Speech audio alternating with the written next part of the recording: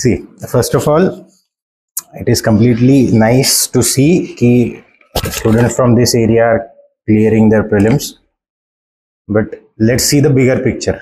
This is just the first step where we have to focus, and again we have to see the bigger picture. We have to see the final result.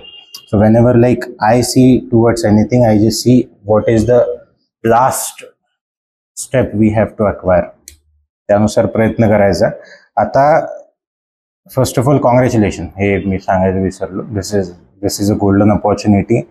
Treat these 80 days as the most important period of your life, because this is where your rank will get decided. See, interview stage and everything okay fine, एका certain लेवलच्या वर interview मध्ये जाता येत नसतं. 210 वगैरे, 216 यावेळेसचा मी बघितलेला highest होता. 210 पर्यंत घेऊन जाता येतं, काही हरकत नाही. If luck favours you during that day, on that day particularly 6-7 extra marks will be getting. Mains जो तुमचा पूर्ण अप्रोच असणार आहे, या मेन्समध्ये जास्तीत जास्त मार्क कसे काढायचे, साधं गणित आहे. माझं किती नॉलेज आहे, लाईक मी कशा पद्धतीनं प्रेझेंट करतोय, किंवा मग माझा तो पेपर किती पद्धतीनं भरतोय, कशा डायग्राम्स काढतोय, या सगळ्याच्या पलीकडं एकच साधं गणित ठेवायचं. मार्क कुठून येणार आहे, साधं सोपं सरळ गणित आहे. इथं जेवढं तुम्ही इनपुट टाकताल तेवढं त्याचं आउटपुट येणार आहे, ही गोष्ट क्लिअर ठेवा. जर 2 तासाचा पिक्चर बघतायत तुम्ही, तर तुमचे 2 मार्क जात आहेत, ही गोष्ट डोक्यात ठेवा आधीच. म्हणजे make this thing very clear. ह्या मुवमेंटला you guys are not ordinary UPSC aspirants. Just make this thing very, very, very clear into your head. You have no right at all to waste time. If you really want to see yourself into those first 10 ranks particularly, so you actually don't have any right to do anything else apart from your mains for studies. If you are thinking that, nahi sir, I will do one thing, I will be going over there, काकाच्या मामाच्या मुलीचं लग्न आहे आणि ते नंतर करून येतो, so please करू नका. म्हणजे बाकी तुमच्या हातामध्ये आहे बघा. इथपर्यंत घेऊन आलो, याच्या पुढे घेऊन जाईल, तुम्ही चिंता करू नका त्याची. शेवटपर्यंत मी आहे सोबत, पण माझ्यासोबत तुम्ही तिथं पाहिजेत. म्हणजे मी कोणाला शिकू, जर समजा तुम्हीच नसले, एक्झाम देणाराच व्यक्ती नाही, तर कोणाचे पेपर चेक करावे, साधं गणित. आणि एवढ्या सगळ्या लोकांमध्ये जर समजा बघत असाल, 10-12 हजार लोक सिलेक्ट होतील. यावेळेसची संख्या किती आहे, फायनल सीट्स किती आहेत यावेळेस? 1079 900 आहे. ठीक आहे, आपण 970 जरी पकडलं तरी पण ऑन अन ॲव्हरेज 12,000 लोक सिलेक्ट झाले असतील या एक्झाम मध्ये. आता प्रिलिम्समध्ये त्यातले तुम्ही आहात, ही गोष्ट आधी क्लिअर ठेवा. ज्या वेळेला तुम्ही त्याच्यामध्ये आहात, तर आता आपल्याला पुढे जायचंय पहिल्या 2000 मध्ये. लक्षात आलं? ज्यावेळेस 2000 मध्ये जाताल त्यावेळेस मग पुन्हा इंटरव्ह्यूचं प्रिपरेशन. माझ्या डोक्यामध्ये एक गोष्ट क्लिअर आहे की जास्तीत जास्त काम मेन्समध्ये करून घ्या, की जेणेकरून तुम्हाला तिथं सोपं जाईल. कुठे? ज्यावेळेस तुम्ही इंटरव्ह्यूला जाताल त्यावेळेला. आता जर तुम्ही ह्यामध्येच अडकून पडले की मी काय करू किंवा काय नाही, असं काही डोक्यात ठेवायचं नाही. तुमचे सगळे प्लॅन्स तयार आहेत, ऑल ओव्हर सगळ्या गोष्टी. तुम्हाला काय करायचंय आजपासून ते पुढच्या तुमच्या 22 ऑगस्टला तुमची एक्झाम. एक्झाम कधी आहे तुमची? 22 आहे का 18 आहे? 22 आहे. सो 22 ऑगस्ट पर्यंत तुमचं जे काही असेल ते सगळ्या गोष्टी तयार आहेत. तुम्हाला फक्त ज्या गोष्टी सांगितल्या गेल्या आहेत त्या इम्प्लिमेंट करायच्या. क्लिअर आहे? Okay. What is the feeling? मला एक ते सांगितलं, what is the feeling right is satisfied. अजून ऑल ओके, ब्लँक. हां, अजून कुड हॅव डन बेटर. ओके. अजून हे तेच लोक आहेत 99.5 पडल्यावर 0.5 का गेले म्हणणार. Good one. हां, it is good to have that hunger. Very good. हां, अजून बाकी काही नाही. काय होईल माहित नाही, बघूत आता काय होतंय. ठीक आहे, it's okay. So don't worry about anything, things will be fine only, things will be smooth. Always remember this thing. मेन्समध्ये कसं असतं, प्रिलिमला खूप अपडाऊन असतात, मेन्समध्ये अपडाऊन नसतात. मेन्समध्ये असं एक सरळ लाईन चालते, पण त्या सरळ लाईनवर एवढं प्रेशर असतं. आता तुम्ही ते आय थिंक फील करत असाल, अजून वाढतं. ती सरळ लाईनच चालते, परंतु ती खूप प्रेशर्ड लाईन असते. त्याच्यामध्ये लवकर चेंजही होत नाही, लवकर एकदम खाली येत नाही.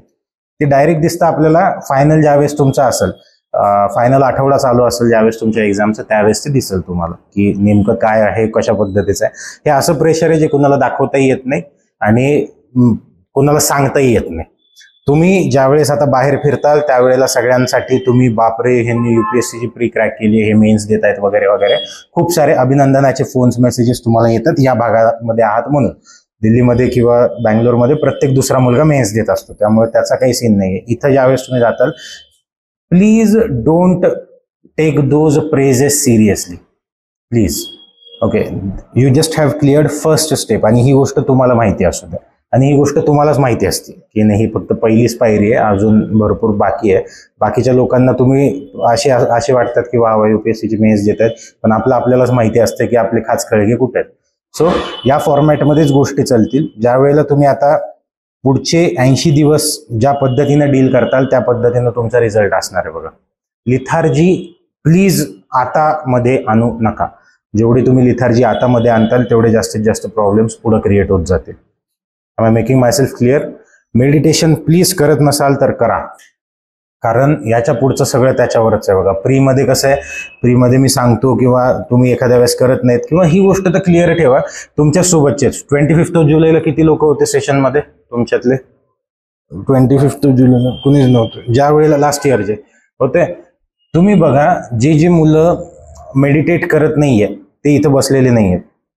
ही गोष्ट बघा, क्लिअर करा, ही गोष्ट खरी असते. तुम्हाला ह्या मोमेंटच्या पुढचं तर सांगतो, your commonness is your strength now, आणि त्या कामनेसवरच तुम्हाला काम करायचं. Don't worry about the paper completion. प्रॅक्टिसनुसार पेपर कम्प्लीट होऊन जाईल, तुम्ही त्याची चिंता करू नका. एक मला तुमच्या साईडनं अजून पाहिजे या 80 दिवसामध्ये, जे सांगितलंय ना ते करा प्लीज. याच्यामध्ये हे मला म्हणू नका की सर नाही अशा फॉर्मॅटमध्ये नाही तशा फॉर्मॅटमध्ये. मी तुमचे आयडियाज घेतो, मी नाही असं नाही, मी 100% तुमचे आयडियाज घेतोय. फक्त जर समजा ते आयडियाज करून डिलिबरेशन करून जर फायनल से मी तुम्हाला म्हणत असेल की असं नको अशा फॉर्मॅटमध्ये करू, तर प्लीज कृपा करून ती गोष्ट ऐकून घ्या. एक एक्सपिरियन्स आहे, त्या एक्सपिरियन्सच्या बेसिसवर मी बोलतो. क्लिअर आहे?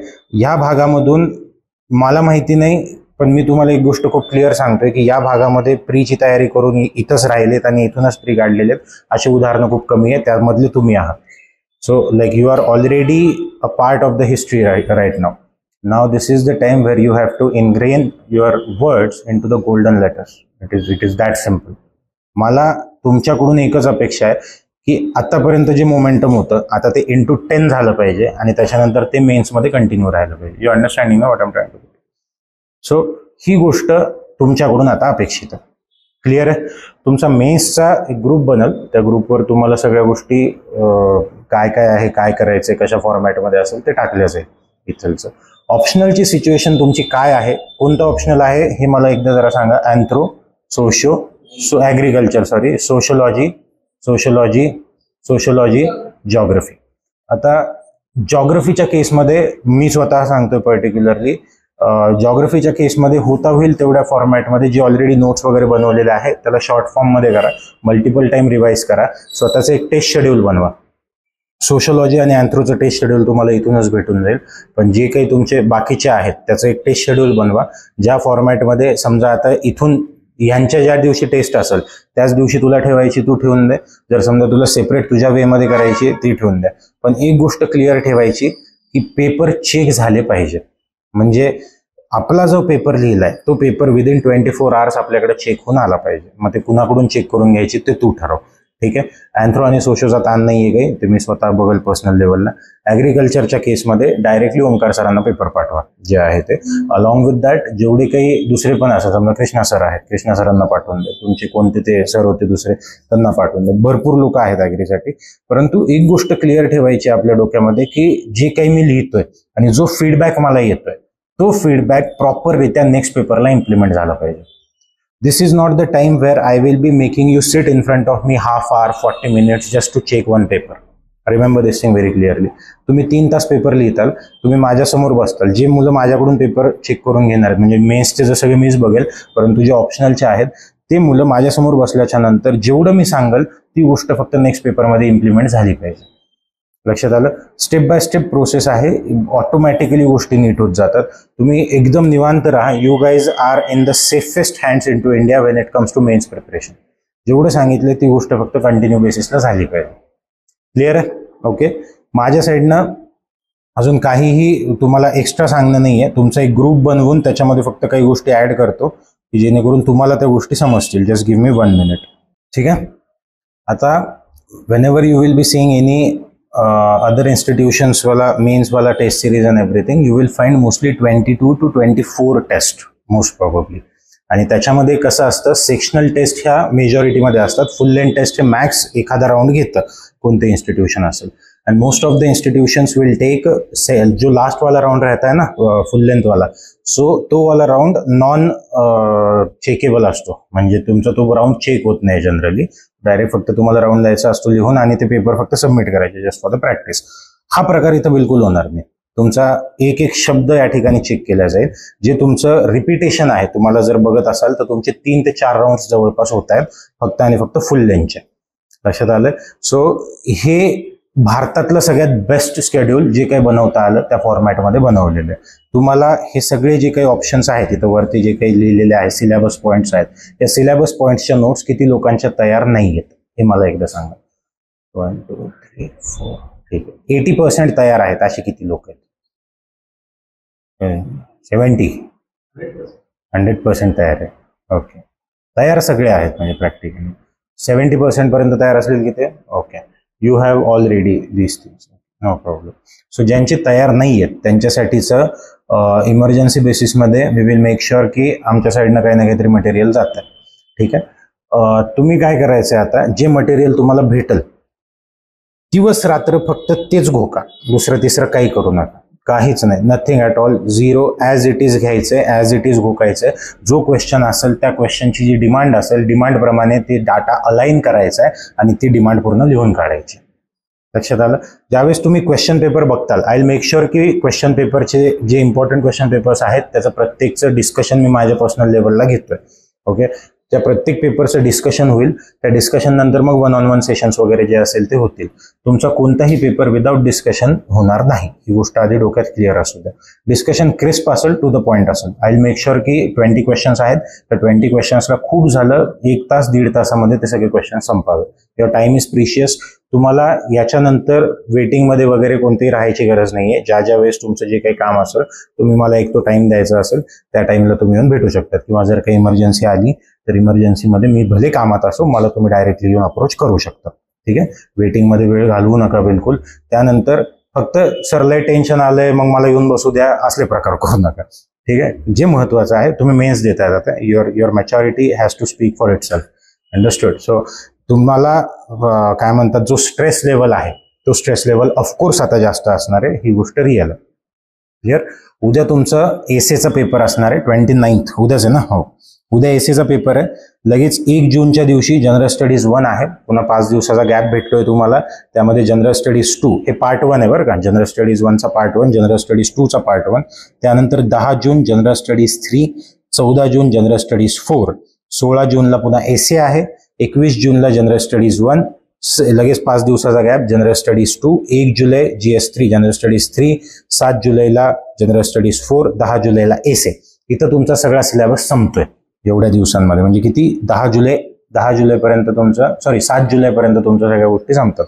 आज आहे किती? 28 मे. सो 28 मे, 28 जून आणि 7 जुलै म्हणजे 40 डेज तुमच्याकडे आहे. 40 डेजमध्ये ज्यांच्या नोट्स तयार नाही आहेत त्यांनी नोट्स व्यवस्थितरित्या कव्हरअप करून घ्या. अलॉंग विथ दॅट जे काही होत आहे सिलेबस वाईज आहे बघा, सेक्शनल आहे, सेक्शनल वेमध्ये जा, काही हरकत नाही. ज्यांचे सिलेबसच्या नोट्स वगैरे सगळ्या तयार झालेल्या आहेत किंवा 70% तयार आहेत त्यांनी त्या कंप्लीट करून घ्या. दिवस रात्र एक करा, काही फरक पडत नाही. इथं तुम्ही झोपा नाही झोपा काही फरक पडणार नाहीये. ही मेन्स आहे. इथं ते प्री सारखा प्रकार नसतो की खूप जास्त क्विक थिंकिंग लागते. 20 प्रश्न आहेत, 3 तास आहेत, विचार करायला भरपूर वेळ असतो आणि त्याच्यामध्ये तुम्हाला लिहायच्या असतात गोष्टी आणि लिहित असताना विचार करता येतो. Don't worry about it. Okay. इथं मी तुम्हाला बिलकुल म्हणणार नाही की तुम्ही 7 तास झोपा, 6 तास झोपा, 2 तास झोपा. तुम्ही मला घेणं नाही, झोपू नका. काय हरकत नाही. लाईटच्या खाली अभ्यास करा, तुम्ही दिवा लावून करा, काय करायचं करा, मला माहित नाही. म्हणजे सिरियसली माहित नाही तुम्हाला काय करायचं करा. मेडिटेट मात्र करा. 15-20 मिनिटाचं बेअर मिनिमम मी प्रिलिमच्या वेळेस सांगितलं होतं. मेन्समध्ये ½ an hour मेडिटेशन झालं पाहिजे बेअर मिनिमम. जर ते होत असेल तर तुमचं ऑटोमॅटिक बेसिसला रिझल्टमध्ये ते उतरायला लागतं. प्रेझेंटेशन स्किल्स वगैरे या सगळ्या गोष्टी जसा पेपर असेल पेपरमध्ये मी तुम्हाला बोलून घेईल. काही गोष्टी एक एक करत वाटलेस लिहून घेतल्या तरी चालेल. तुमच्या आन्सर्समध्ये कमिटी किंवा रिपोर्ट्स, ज्या कमिटीजचे रिपोर्ट्स आहेत ते आले पाहिजे. तुमच्या आन्सर्समध्ये डायग्राम्स आल्या पाहिजे. तुमच्या आन्सर्समध्ये एक्झाम्पल्स आले पाहिजे. या 3 गोष्टी खूप इम्पॉर्टंट आहेत. त्यानंतर तुमच्या आन्सर्समध्ये डाटा आला पाहिजे. जो काही डाटा असेल, गव्हर्नमेंटचे जे रिपोर्ट आहेत, कमिटीज आहेत, त्यांची नावं, त्यांनी काय डाटा दिला आहे तो, आणि सगळ्यात महत्त्वाचं काही बेसिक डाटा आहे जे तुम्हाला माहितीचं पाहिजे, ज्याच्यामधला एक डाटा आहे सेन्ससचा. सो म्हणजे 8.6% of population is scheduled tribe, हे ज्यावेळेस असेल ते 8.6 चं 6.8 नाही झालं पाहिजे. लक्षात आलं? या फॉर्मॅटमध्ये डाटा चुकता कामा नाही बघा. अंदाजन सांगून द्या, अप्रॉक्सिमेटली 8%, 9% असं सांगा, काही हरकत नाही. परंतु एकदमच 8%चं 18% झालंय असे ब्लंडर करू नका. मेन्समध्ये you have to be very pin point, very clear whatever you are expressing over here. त्यानंतर कोट्स, जे इम्पॉर्टंट कोट्स आहेत ते कोट्स तुमच्याकडे असले पाहिजेत. म्हणजे महत्वाचे 50 कोट्स काढून ठेवा, त्या 50 पैकी आवडणारे 10 काढून ठेवा आणि ते 10च कोट मल्टिपल टाइम रिपीट करा तुमच्या पेपरमध्ये. हा विचार करू नका की सरांना हेच कोट किती वेळेस वाचायला लावू. 10 वेळेस वाचायला लावू, मला प्रॉब्लेम नाही, कारण तिकडचा वाचणारा एकदाच वाचणार आहे. तुम्ही एकच डाटा माझ्यासाठी, तुम्ही ही एक्झाम माझ्यासाठी देत नाही हे आधी डोक्यात लक्षात ठेवा. एक डाटा मल्टिपल टाइम रिपीट होऊ द्या, कोणतेही असू द्या, कोणत्याही रिलेटेड एक एक रिपोर्ट तुमचा पाठ पाहिजे. फॉर एक्झाम्पल डिझास्टर मॅनेजमेंटमध्ये जर गेलं, सो डिझास्टर मॅनेजमेंट रिलेटेड समजा हे आहे आपलं लँडस्लाईड आहे, तर लँडस्लाईड रिलेटेड एखादा डाटा तुमच्याकडे पाहिजेच, जो आहे तो इस्रोचे डाटा असतात किंवा इतर डाटाही भरपूर असतात दिलेले लँडस्लाईड संदर्भात, तो डाटा तोच रिपीट करा मल्टिपल टाइम. सायक्लोन आहे, सायक्लोन रिलेटेड एखादा डाटा पाहिजे तुमचा WMDचा, तो डाटा तुमच्याकडे पाठ पाहिजे. अशा फॉर्मॅटमधलं कंटिन्यू ठेवा. याच्यासाठी एक फॅक्ट बुक नावाचा एक प्रकार असतो, तो फॅक्ट बुक तयार झाली पाहिजे. नॉट नेसेसरीली की एक डाटा GS1चा GS2 मध्ये वापरू नये असं काही नाही. There is very less possibility की GS1चा पेपर GS2 वाला चेक करा. लक्षात आलं? किंवा एकच माणूस तुमचे दोन्ही पेपर चेक करणार आहे, असं होणार नाही. हे फक्त इथं होईल, मी स्वतः बघेल. परंतु फायनलमध्ये असताना नॉट नेसेसरीली की तुम्ही एक डाटा GS1ला जो लिहिलाय तो GS2ला वापरू शकत नाही, असं काही नाही. वापरा, बिंदास वापरा, फक्त तो डाटा ॲक्युरेट असू दे. ठीक आहे? अक्षर ज्यांचं खराब आहे त्यांनी अक्षरावर काम करा. अक्षर व्यवस्थित असणं गरजेचं आहे. स्पेलिंग मिस्टेक्स होत असतील तर त्या आत्ताच्या आत्ता सुधारून घ्या. जर समजा काही प्रॉब्लेम्स असेल ऑन द गो तरी करून घ्या. ग्रामॅटिकल मिस्टेक्स खूप ब्लंडर करू नका. Okay, I was going there, ठीक आहे, okay, no problem. I am going there, ठीक आहे, आय एम गॉन देअर, असले प्रकार करू नका. लक्षात आलं? हे ह्या फॉर्मॅटमध्ये करा. बाकी काही इश्यू नाही आहे, मेन्स होऊन जातं व्यवस्थित. एसे रिलेटेड जो ऍस्पेक्ट आहे, एसे हा तुमचं एक्सप्रेशन आहे, तुमच्या आयडिओलॉजीचं एक्सप्रेशन आहे. 1200 शब्दांमध्ये, 1200 ते 1400 शब्दांमध्ये लिहायचं असतं. जनरली ज्या साईड्स दिलेल्या असतात तुम्हाला, 7 साईड्स असतात, आय थिंक, हा बरोबर, 7 आहे, 14 साईड्स असतात तुम्हाला, आणि 14 साईड्समध्ये तुम्हाला एसे लिहायचा असतो. बिंदास लिहा, जे सुचल ते लिहा सुरुवातीला. Don't worry, if you have good content, don't worry about the word limit when it comes to essay. ही एका शब्दामध्ये तुम्हाला मी सांगतो. एसेमध्ये टाकताना थेसिस स्टेटमेंट मात्र आठवणीने टाका. थेसिस स्टेटमेंट हे असतं की इंट्रोडक्शन झाल्याच्या नंतर in this essay we are going to do, आणि काय तुम्ही लिहिणार आहात पुढे एक ग्लिम्स द्या एक्झामिनरला की तुम्ही काय पुढे लिहितात, आणि त्यानंतर पुढे लिहायला चालू करा. ठीक आहे? हे झाल्याच्या नंतर ज्यावेळेस तुम्ही GS1, 2, 3 लिहित आहात, मेक शुअर की तुम्ही पेपर कंप्लीट करतात. मी त्या कॅटेगरीचा माणूस नाहीये की जे म्हणाल 14च लिहा पण क्वालिटीचे लिहा, काही घेणं देत नाही. 20 लिहा, क्वालिटी ॲव्हरेज असू द्या, मला घेणं देत नाही. लक्षात आलं? तुम्हाला एक साधं गणित सांगतो. 20 पैकी असं समजून तुम्ही 15 क्वालिटीचे आन्सर्स लिहिले, ओके, आणि 5 ॲव्हरेज मार्क लिहिले, ॲव्हरेजचे दिले, तरी तुमचा स्कोर 110 पार करतो. पण हेच जर तुम्ही 14 क्वालिटीचे दिले तर तुमचा स्कोर 90 पार करत नाही. लक्षात आलं? आणि आपल्याला ॲट दी एंड मार्क मिळवणं गरजेचं. No one is going to ask you की तू किती प्रश्न सोडवले. तुम्हाला फक्त हेच बघणार आहेत की तुझे मार्क किती आहेत आणि तुला इंटरव्ह्यूचा कॉल आहे का नाही. लक्षात आलं? खूप पिन पॉईंट राहा, आयडिओलॉजिकली खूप क्लिअर राहा. येतं नाही सर मला ही कॉन्सेप्टच माहित नाही, मग मी याच्यावर कसं काय लिहू, माहित नाही कसं लिहू, माहित नाही. बीटिंग अराउंड दी बुश करू नका. म्हणजे एखादा मुद्दा जर माहित नाही, फॉर एक्झाम्पल सायक्लोन माहिती नाहीये, डेफिनेशनच माहित नाहीये की लो प्रेशर टो आहे काय, अँटी सायक्लोनिक आहे, सायक्लोनिक आहे, कशा फॉर्मॅटमध्ये आहे, तर ते जर तुम्हाला माहित नाही तर बीटिंग अराउंड द बुश करू नका. वाटल्यास बाजूला ठेवा, जेवढं आठवते तेवढं ॲटलीस्ट डायग्राम काढून ठेवा आणि त्याच्यानंतर पुढे चाला. पण जर काहीच येत नसेल, जे फॅक्च्युअल गोष्टी तुमच्या चुकल्या नाही पाहिजे, कॉन्सेप्ट तुमच्या चुकल्या नाही पाहिजे. अल निनो, ला निनावर क्वेश्चन असला तर यावेळी 100% क्लायमेटवर क्वेश्चन येणार आहे. सो ला निनावर ज्यावेळेस क्वेश्चन येईल, जे की येण्याची 100% शक्यता आहे यावेळेसच्या वर्षीचा, ला निनावर क्वेश्चन येईल, अल निनो किंवा ला निना दोनपैकी एकावर येऊ शकतो. सो ज्यावेळेस ती येईल तिथं डायग्राम मात्र असणं गरजेचं आहे. तुमच्या डायग्राम प्रॉपर असाव्यात, पण त्या डायग्राममध्ये एकदमच त्याला डायग्राम काढायलाच 2.5 मिनिटं लागले, गेलं बोंबललं बघा, डायरेक्ट बोंबललं. जर समजा 2.5 मिनिटं तुम्हाला डायग्रामला लागतात, तो पेपरच गेला तिथल्या तिथं. डायग्राम तुमची 30 सेकंदाच्या वर गेली नाही पाहिजे. खूप झालं. प्रॅक्टिस करा. बोर होत असेल ना त्यावेळेला फक्त प्रॅक्टिस करत बसायची. डायग्रामची प्रॅक्टिस करा. ज्या वेळेला मग तुम्हाला अजून तुमचे काय फ्लो चार्ट बनवायचे असतील, फ्लो चार्ट बनवा. क्लाउड डायग्राम असते बघा, क्लाउडमध्ये लिहून पुन्हा तुम्ही हे करता. हब अँड स्पोक मॉडेल म्हणतात त्याला. हब अँड स्पोकची डायग्राम असेल, त्या पद्धतीच्या डायग्राम्स तुमच्या याच्यामध्ये ऍड करा. लक्षात आलं. कोट्स तुमचे ऍड असले पाहिजे. ज्या वेळेला एक महत्वाचं कॉन्सेप्ट लक्षात ठेवा, ज्यावेळेस तुम्ही कोट्स टाकतात ना त्यावेळेला तुमची आयडिओलॉजी त्याच्यात नाही येत.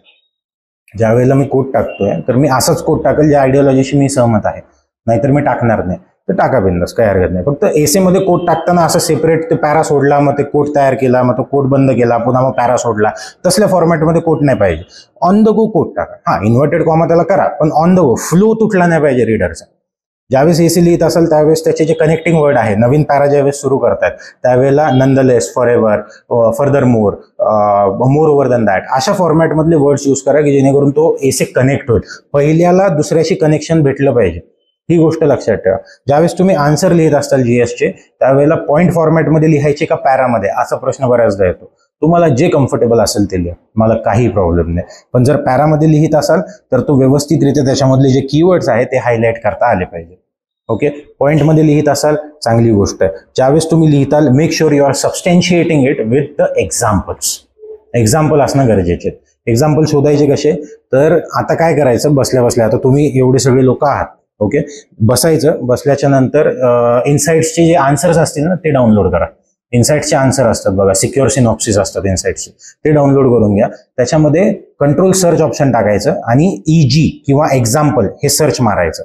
जेवढे एक्झाम्पल त्या PDF मध्ये दिलेले आहेत ना ते सगळे एक्झाम्पल तुम्हाला एक एक करत येतील. लक्षात आलं मी काय म्हणतोय ते.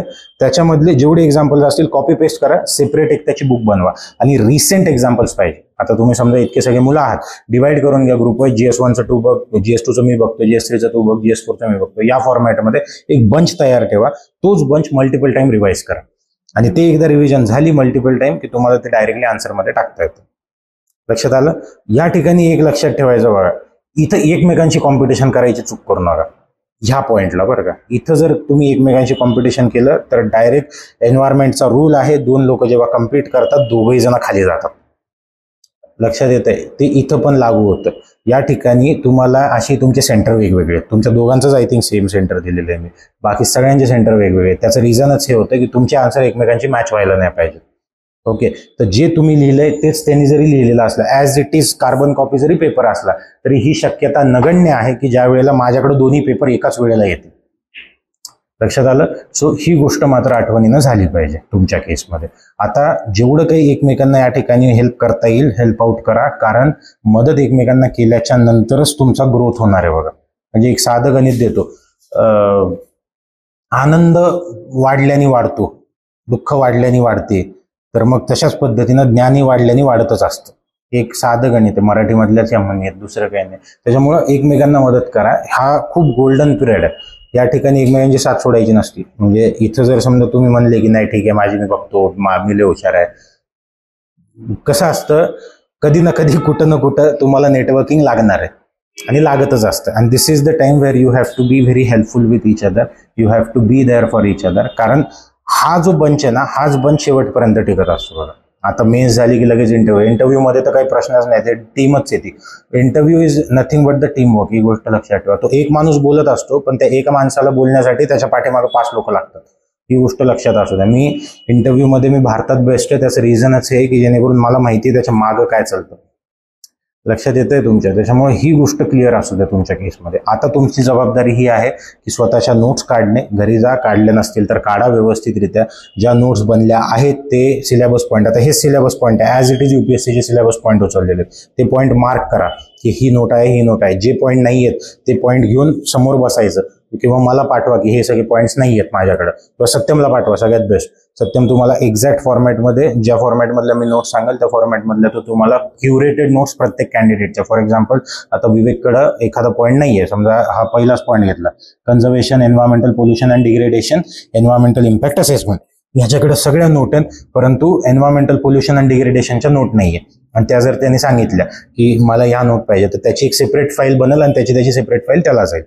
लक्षात आलं. या फॉर्मॅटमध्ये इथे कामं होतील. असं फक्त माझ्याकडे अख्खा सिलेबस पाठवू नका, हे काहीच नाही आहे बघा तुमचं तुम्ही आता. लक्षात आलं? तर ती गोष्ट फक्त आठवणीनं बघून घ्या. जे तुमच्याकडे फाईल्स नाही आहेत त्या फाईल्स मला सांगा, किंवा सगळ्यात बेस्ट जर तुम्हाला पाहिजे असेल, वी विल मेक शुअर. आता हा अख्खा सिलेबस UPSCचा जेवढ्या लवकर होईल आमच्याकडून तेवढ्या लवकर आम्ही तुम्हाला, आता मला हे नव्हतं माहिती की तुमच्या नोट्सच तयार नाही आहेत काही लोकांना, मला वाटलं की थोड्याफार तरी असतील, पण आय विल मेक शुअर की तुम्हाला सिलेबस पॉईंट वाईज सगळ्या गोष्टी भेटतील, की ऍटलिस्ट त्या तरी गोष्टी कव्हर होऊन जातील. ठीक आहे. हे माझ्या म्हणजे from the director's point of view नोट्सच्या बाबतीमध्ये निश्चिंत राहा, मी बघून घेईल. तुमच्याकडच्या ज्या नोट्स आहेत त्या मात्र आजच्या आज बाहेर निघायला पाहिजे, याच्यावर मार्किंग झाली पाहिजे.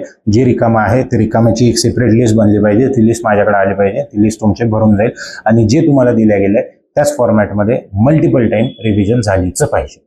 ठीक आहे. ज्यावेळेस 10 मार्कर तुम्ही लिहिताल, 10 मार्करमध्ये एका सब हेडिंग खाली 4 पॉईंट्स आणि 4 एक्झाम्पल्स आले पाहिजे. लक्षात येते? हे नीट डोक्यामध्ये ठेवा. त्यावेळेस 15 मार्कर असेल, एक सब हेडिंग असेल, अशा कमीत कमी 3 सब हेडिंग पडतात 15 मार्करमध्ये. प्रत्येक खाली 4-4 पॉईंट्स आलेच पाहिजे. काही लोक 5 लिहितात, काही लोक 4 लिहितात. माझे पोरं 4 लिहितील, 4 एक्झाम्पल लिहितील. किंवा जर समजा तुम्हाला ते कॉम्बो चेंज करायचं असेल तर 5 पॉईंट 3 एक्झाम्पल अशा फॉर्मॅटमध्ये करा, जे तुम्हाला योग्य वाटेल. तुम्हाला मार्क एक्झाम्पल्सच्या बेसिसवर पडणार आहे. ओके. डाटा सगळेजण बघ म्हणजे तेच लिहितात जो काही आहे ते. आता सायक्लोन आणि सुनामीवर काय लिहिणार आहे दुसरं? तुम्ही तेच लिहिणार आहे ना. म्हणजे असं थोडी नाही की याचा सायक्लोन वेगळा आणि तुझा सायक्लोन वेगळा, दोघांचा सारखाच आहे. त्या फॉर्मॅटमध्ये असेल. Just make this thing continue. Okay. आता ह्या केसमध्ये अजून तुम्हाला काय अडचण आहे, काय डाऊट्स आहेत, काय बटरफ्लायज आहेत पोटामध्ये, मला माहिती आहे की काही ना काहीतरी असतो, माहित नाही आता काय होणार आहे काय नाही. हे बघा, तुम्हाला सांगतो, पास होणाऱ्यालाही माहित नसतं आणि पहिल्या येणाऱ्यालाही माहित नसतं की तो पास होणार आहे तो पहिला येणार आहे. ही गोष्ट डोक्यात असू द्या एकदाची. हे जे आहे ना, like embrace this feeling whatever you have, ह्या गोष्टी होऊन जातील कव्हर अप, काही काळजी करू नका. ठीक आहे. आता आहेत मेन्सच्या ग्रुपमध्ये आहेत तर ऍटलिस्ट म्हणजे काढून घेऊत आपण, कडेला व्यवस्थितरित्या करून घेऊ. माझी जबाबदारी इंटरव्ह्यूचे कॉल तुम्हाला येऊन जातील. ठीक आहे. माझं टार्गेट इंटरव्ह्यू नाही आहे, माझं टार्गेट पहिल्या 10 मध्ये. सो त्या फॉर्मॅटवर ज्यावेळेस आपण काम करू त्यावेळेला ऑटोमॅटिकली रिझल्ट येऊन जातो. ठीक आहे. अजून काही तुम्हाला प्रश्न असले तर विचारून घ्या.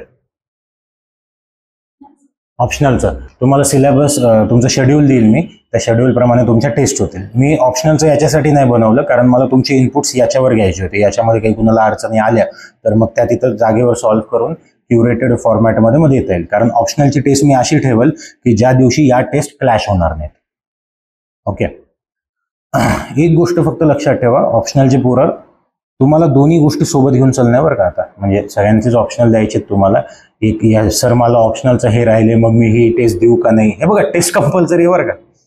एक टेस्ट मिस करा, मी तुमचा पेपर काय तुम्हाला उभं बी करत नाही येतं, मी गॅरंटी देतो. मला घेणे नाही, एक पोरग राहू द्या शेवटी, एक पोरग मी त्या पोराला आयस बनवतो, पण मला माझ्या डिसिप्लिनमध्ये यावेळेस कमी नाही पाहिजे.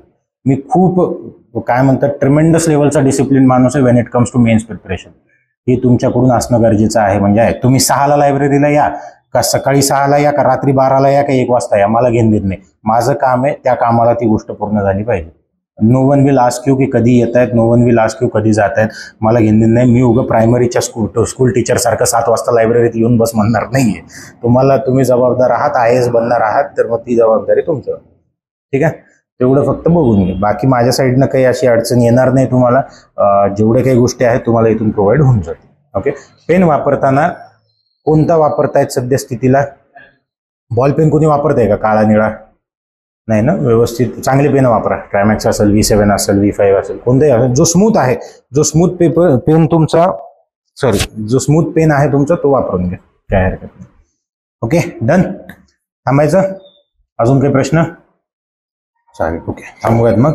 Best of luck for your mains. आणि बाकी कशाचाही ताण घेऊ नका. ज्यावेळेस रिझल्ट येईल ते रिझल्ट आल्यावर मी बघतो, मग पुन्हा तयारी करतो. आपण दिल्लीतले पोरं नाही, ते पोरं निवांत आहेत. त्यांना काय गोंधळ घालायचा घालू द्या. 15 दिवसामध्ये आपण 150 मार्क कमवून घेऊत आणि पुढे तरी निघून घेऊ. ठीक आहे. डन. चलो, थँक्यू.